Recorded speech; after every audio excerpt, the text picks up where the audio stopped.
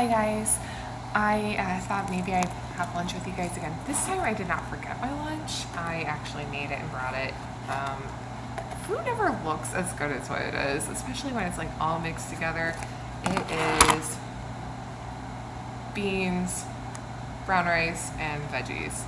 And that does not look appetizing, but it's good. I promise. And it's cheap, which is why I'm eating it. This is what I've been living off of. Is veggies. And normally I put more veggies in there, but I'm running out of veggies. I just broke my fork. Let's see if I've got another one. I think I had two in here. I don't like disposable utensils, so I try to reuse them.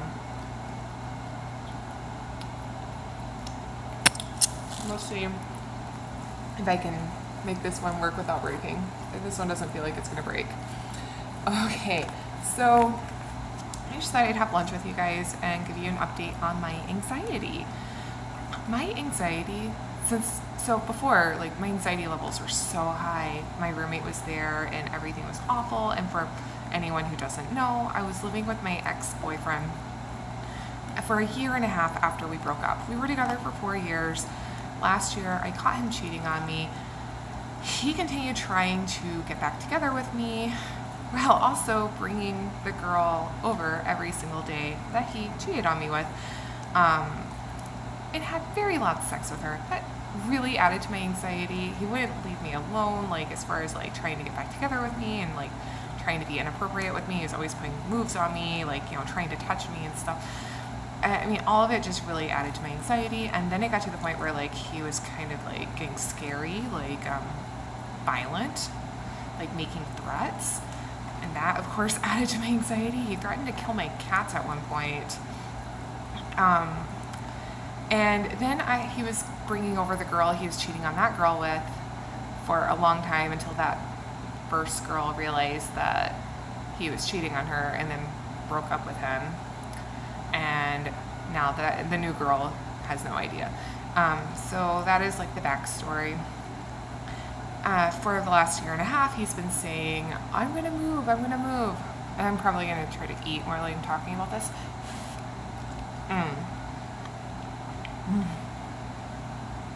It is good. So for the first year and a half, he was saying, I'm going to move next month. And every month it was, I'm going to move next month. So it's really hard to, like, plan for, like, a roommate and stuff if you don't know when he's actually moving. But he finally moved. He moved, like, November 1st, so last week. And before, I would be in a really good mood. And I would, be at work and have a good day. And I would be in a really good mood. I'd go to the gym, be in a good mood, because, going to the gym puts me in a good mood. And,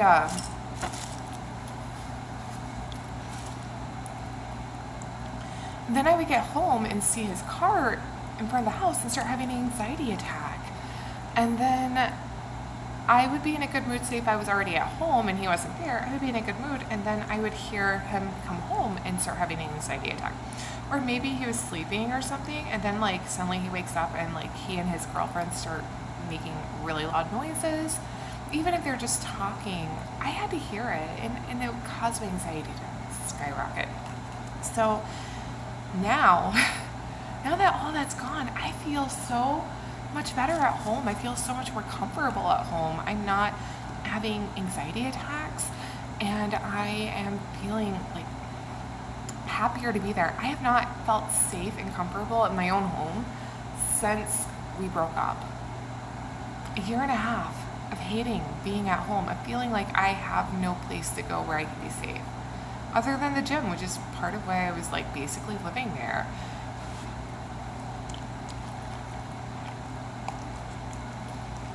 I feel so much better now.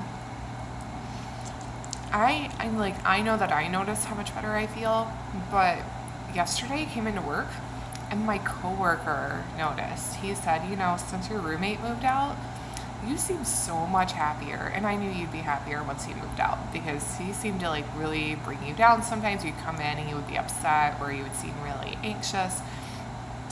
And he said, ever since my roommate moved out, I've been, like, smiling a lot more, and I just seem like I am less anxious and less depressed. So that is awesome.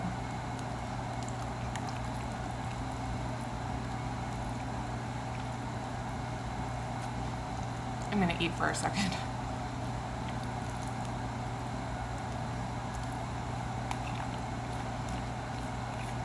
I'm sorry, I eat like a beast.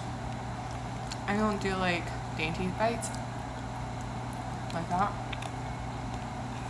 I eat like a beast, especially if I'm like talking, because whenever I talk I tend not to eat, which is probably good, but then I feel like I'd eat faster. And actually this is a significant improvement, because remember I was younger, I would have never eaten in front of people, and I did eat like really tiny dainty bites if I was eating in front of people. So maybe I'll go into that into another video.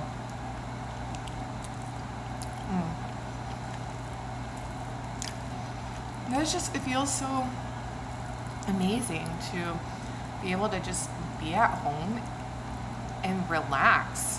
I have not felt like I could relax and just be okay with being there in like a year and a half. Do you know what it feels like to feel like you have not relaxed in a year and a half? Man, it's an incredible feeling. I mean, there have definitely been bumps because it was more emotional than I anticipated. When he was leaving, it was more emotional than I thought it would be. Like, you know, saying goodbye for the last time, even though obviously he wasn't a good boyfriend. For 4 years we were together, and I thought he was. So it was really hard. But now my house stays clean. I clean it and it stays clean, which is so funny because he used to try to say that it was messy because of the cats in me, and I would be like, oh, I'm sorry. Those must be the cat's Air Jordans. Those are shoes, by the way.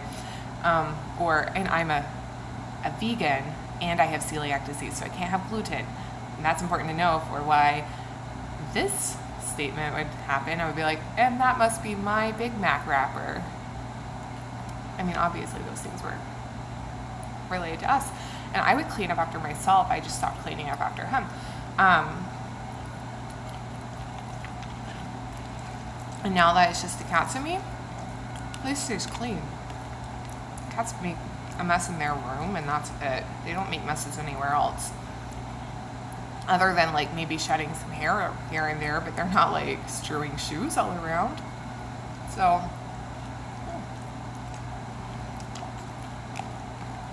it's really nice. And having a clean environment that is organized also helps with my anxiety, because being in a chaotic, dirty, disorganized environment like makes me anxious. So it's really nice. And I've cleaned my bathroom and my bathtub. So I think I see some Lush bubble baths in the future. I love bubble baths, but I haven't taken one in a while because it was supposed to be his job to clean the bathroom, and I stopped doing it for him, and it was like dirty. So now it's clean. I'm still a little bit stressed out and anxious just because I don't have a new roommate yet. But my friend said she's gonna help me like put on ad, because I'm so worried about saying the wrong thing. This is the thing about having anxiety. Like I get anxious over everything. I will procrastinate on things sometimes because of my anxiety and my need for perfection. So I'm worried that I'm gonna put on an ad and it's gonna be wrong and I'm gonna ruin it forever. Like, this is how. It doesn't even have to be an important decision. If it's like something where like I feel like there's like a definite right or wrong way, or maybe there might not even be a definite right or wrong way, it can cause anxiety. I have been playing Pokemon Go, for example, ever since it came out. I still have not chosen a team, because every time I go to choose one, I get anxious and think, what if I chose the wrong one? And I can't change it. It's a final decision. So then I back out and I just don't choose one. So what if I say the wrong thing to get a roommate? What if I choose the wrong roommate? I guess I shouldn't think like that, but that's just how my anxiety brain thinks. It's a little hard to tell my brain not to think the way that it does. And so I'm just gonna have to try to like figure something out. I'm taking pictures of the house so that they know what I'm trying to get them to rent. And then she said I should take pictures of my babies and me and my animals so that I can find a roommate that would actually enjoy living with us. Not everyone wants to live with a clouder of cats. Some people are so afraid of snakes they don't even want to have one in their house. I have a 5-foot boa constrictor. So that is a good idea. And she said, and I said, my initial reaction, like anytime I go to speak, my very first instinct is to come up with like the most sarcastic thing to say. And I'm just not sure if that works like in a roommate ad. My sarcasm tends to be really dry too. So that is another thing. And she said that she thinks that it might work out okay if I do it right. And so she'll help me with that. And if I, like, she's giving me suggestions of like ways that she thought might work out okay in a roommate ad. And I was like, yeah, that might actually help me find a roommate that not only appreciates my babies and wants to live with someone who has a clouder of cats and a snake, but also someone who appreciates my humor and will get along with me on a personal level. So maybe there's hope. Because I can afford to live by myself if I eat like this and don't do anything fun and have no expensive emergencies like my car needing to be replaced, which is currently going on right now. But I can't save money this way. And obviously, like, my quality of life is going to go down because I'm not going to be able to do enrichment activities like going out with my friends and eating foods that I would rather eat, and watching movies and going out to eat dinner with my friends, which I really enjoy doing. Doing my extra personal training sessions at the gym, buying the Lush products that I like, going painting, like doing the paint night with my friend, like we did. That was so much fun. But it's $45 a person. I got it through Groupon, so I got it half off. And then I had like a discount code for an additional percentage off, and I only paid $20 for mine. But still, it's expensive, and I can't afford that right now. So ideally, I would get a roommate and maybe live like this for like a few more months and just like build up like a really healthy savings. And then I can go back to having fun, because this is kind of like not super fun. Having fun is expensive.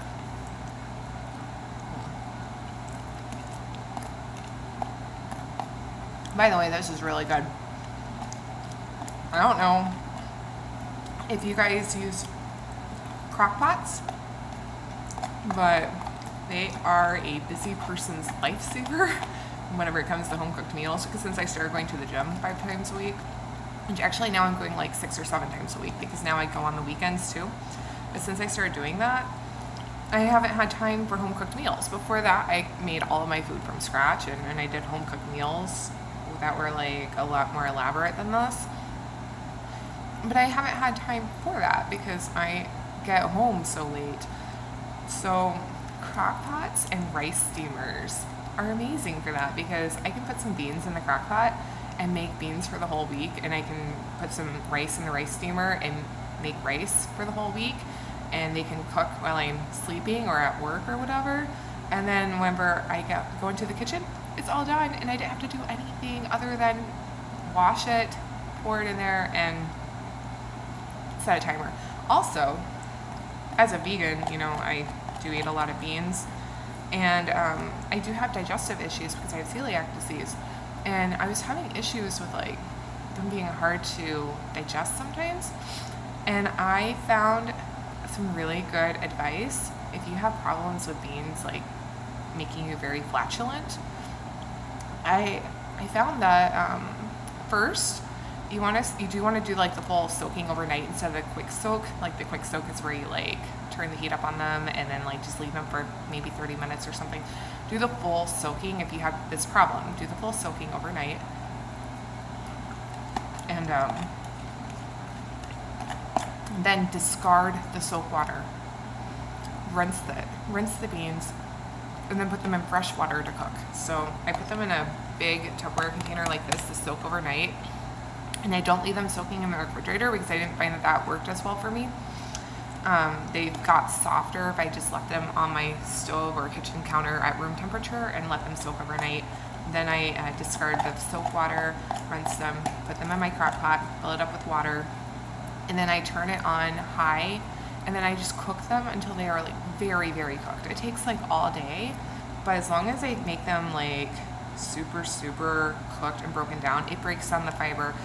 Flatulence comes from your body's inability to break down fiber, and it's good. You do need that type of fiber, but it is the byproduct of the intestinal flora, which is like bacteria that help digest everything, and they put off like gases, including like methane gas. And if you break down the fiber, you don't have as much of trouble digesting the food, and then you don't have as much flatulence. So I have found that this is working really well. It's not increasing it for me at all. It has made it a lot better, and I seem to have a lot less trouble digesting it. So if you guys wanted advice on how to make beans less of a musical fruit, that actually works. I have tried it and it works. My lunch is always too short. I have 4 minutes. I'm used to places giving me an hour lunch. This place, I get 30 minutes. I mean, I do have coworkers who will take an hour. We're really not supposed to do that. But, you know, it's not up to me. So that's just between them. I'd rather not do something like that. So I try to be back on time. Okay. Not only do I eat like a beast, I also have to like completely clean my plate because I don't like wasting food. So see how it's like empty? I take my fork and scrape it around to get like every last bit of it.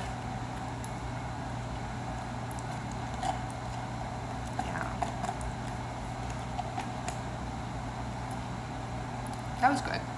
I mean, it's really simple and cheap. And I do need more veggies than this because normally I eat like an entire bag of frozen veggies for one meal, but I just don't have enough room in my lunch for that because I'm putting my lunch in these containers. So I do that for dinner. But you know, it's not too bad. It's definitely a lot cheaper than what I was doing before.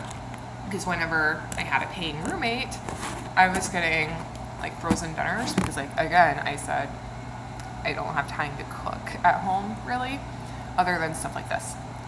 So I was getting frozen dinners, like the healthier ones. You know, I would read the ingredients and the nutrition and find healthier options, but they were still frozen dinners, and so they were like $4 to $7 each, and I was doing that 5 times a week. So this is so much cheaper because I was spending like $180 a week on groceries, which for a vegan with celiac disease, if I want to get like specialized stuff like the gluten-free bread and you know, maybe like vegan chicken strips and vegan cheese and all that specialized stuff, that's expensive. If I want to get chocolate, which if you've watched my videos before, you know chocolate's a food group for me. I love chocolate. If I want to get chocolate like from Whole Foods, it's like $13 a pound. And I will get like 1.5 pounds of it every week. I love chocolate. Um, so doing it this way, I'm only spending like $30 to $50 a week on groceries. And that is a place where I'm cutting costs. Hopefully it ends up being enough. I will be really happy whenever I don't have to just eat rice, beans, and vegetables every day. But I do get a variety because I get different veggies.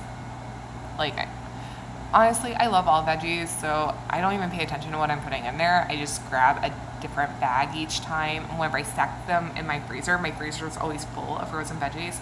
I just layer them in a way so that they're not all together, so that whenever I grab the one on top, it's always something different. That way I get a variety in my diet, because I really don't care what veggies go in my food. I like all of them, otherwise I wouldn't buy them. And I mean, most of the veggies I get have broccoli in them, because that's like my favorite vegetable. But it's better to have a variety. And I feel like my veggies go with anything. Like, as long as you like veggies, they kind of just go with anything. Sometimes I will pick out specific ones if I'm like making a meal for someone, or we're doing a certain recipe. But for my like normal lazy cooking, I just pour whatever in there. So I just grabbed whatever was open and on top and then dumped it in there, and I emptied out the bag. And I need to go buy more veggies, but since my car's not working so well and I don't have working taillights, can't go shopping after work because it is now getting dark whenever I get off at work. So that is not really an option. But once I do, I will have more veggies, and I'm possibly only, like, ideally my rice would be like, it would be mostly like veggies, and then second would be like beans, and then rice is going to be like the smallest quantity in here. So it'd be like rice, beans, and then veggies, which is what I was doing, but we ran out of veggies. Anyway, now I'm just talking about food. I don't know if you guys know this, but vegans love to talk about food. I'm sure other people like to talk about food too, but there are just a lot of things that vegans like to talk about. Food is one of them. And we will have like pictures on our Facebooks, like entire albums of just like vegan food porn. And we also, like, I'm not sure if this is as common knowledge. I'm sure if you have friends on your Facebook that are vegan, you've probably seen their albums of pictures of food, because whenever you have like really pretty food, you want to show it off, especially if your diet is seen like has like this widespread view of being seen as like inedible, basically. So then it's really nice to show like, hey, look, we have normal food too, and our food is beautiful. I'm not sure if this is as common knowledge, but vegans also love to talk about poop. In like the vegan social forums I've been on, we talk about it so freely on there, but I guess like most vegans can have bragging rights there, because with the diet full of fiber, like pretty much literally everything I eat is full of fiber, we don't have a lot of trouble in that department. And so if we do start having issues, we know, okay, something's up. So we talk about that a lot too. That's probably weird. I don't know of like a lot of other groups of people that do that, unless like maybe people who have like digestive problems, but I don't have other celiac friends, so I don't know if celiacs talk about that sort of thing. Anyway, I am late. I am going to go back to work. I hope you guys enjoyed having lunch with me.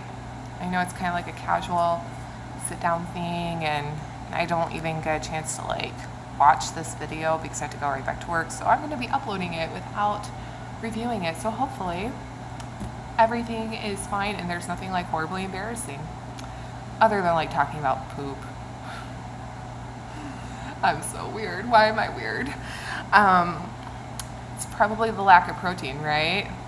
That's another thing that vegans deal with. I am going to go back to work, and I will be back with you guys later. If you guys ate lunch with me, what were you guys eating? Do you guys do people actually like watching people eat lunch? Like, to me, it's kind of like we're sitting down and having lunch together, and I don't have like friends that live outside my phone that can have lunch with me. So you guys are having lunch with me. That's just the way it's going to work in Carrie world. I don't know if it's like gross to like watch someone eat, or if you guys kind of like that sort of element of like sitting down and eating lunch with me. Let me know what you guys think, and let me know what you guys were eating if you had lunch with me. I hope you guys have a great day. I'll be back later with a gratitude vlog. Bye.